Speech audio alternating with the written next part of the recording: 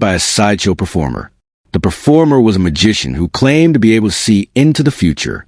Emily, who had always been curious about what the future held, stepped forward and asked the magician to tell her what would happen to her.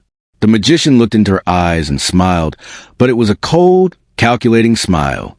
"You will stay here forever," he said softly, "and you will never leave this place."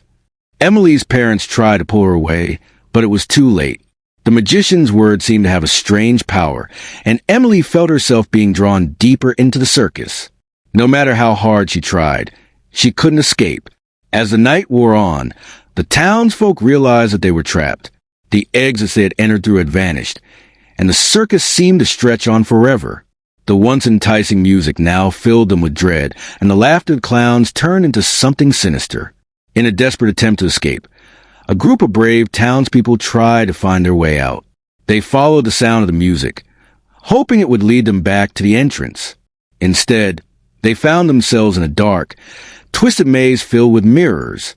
The mirrors reflected distorted images of themselves, and the more they looked, the more they felt their sanity slipping away.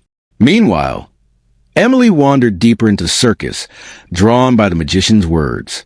She found herself in a small, dimly lit tent where the magician was waiting for her. "You are mine now," he said, his voice echoing through the tent. "You will stay here forever, and you will be a part of the spooky circus." Emily tried to scream, but no sound came out. She felt herself being pulled into the magician's world, becoming one with the circus. Her parents, who had been searching for her, finally found her, but it was too late.